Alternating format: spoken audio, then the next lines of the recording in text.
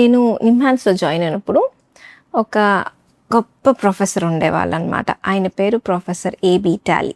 చాలామందికి న్యూరాలజిస్ట్లకి ఆయన పేరు తెలుసు.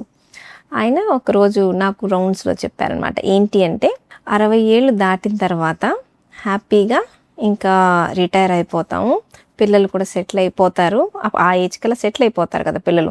సో ఇంకా ఎంజాయ్ చేయాలి అని అనుకుంటారు. కాకపోతే ఆ వయసుకే రోగాలు స్టార్ట్ అయ్యి అప్పుడు హాస్పిటల్ చుట్టూ తిరుగుతుంటారు.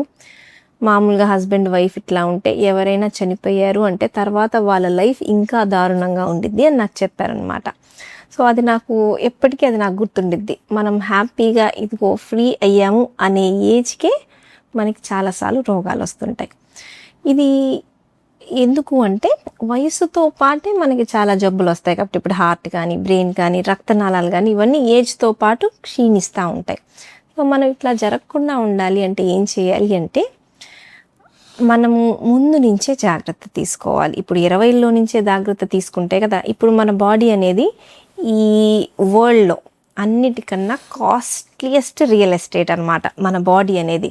మనం ఒక చాలా ఖరీదైన ప్రాపర్టీకి ఎంత విలువ ఇస్తామో అంతకన్నా ఎక్కువ విలువ మన బాడీకి ఇవ్వాలి. సో దానికి ఇచ్చే టైము, దానికి ఇచ్చే డైట్, ఎక్సర్సైజెస్ ఇవన్నీ కూడా ప్రతిరోజు ఆ బాడీని మనం జాగ్రత్తగా చూసుకుంటే 60 తర్వాత కూడా బాగుంటాం, పిల్లలకి భారం అవ్వకుండా ఉంటాం. లేదు ఇప్పుడు బాగా సంపాదించాలి, పిల్లల్ని సెటిల్ చేయాలి, నా ఒంటిని నేను వదిలేస్తాను, ఎస్పెషల్లీ మదర్స్ చేస్తుంటారనమాట. టైంకి తినకుండా పిల్లలు బాగుంటే చాలు, సెటిల్ అయిపోతే చాలు, ఇవన్నీ తర్వాత చూసుకుంటా అని.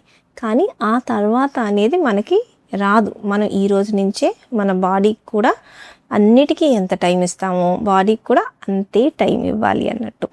కాబట్టి చిన్న ఏజ్ నుంచే మనం ఈ బాడీని చాలా చాలా జాగ్రత్తగా చూసుకోవాలి.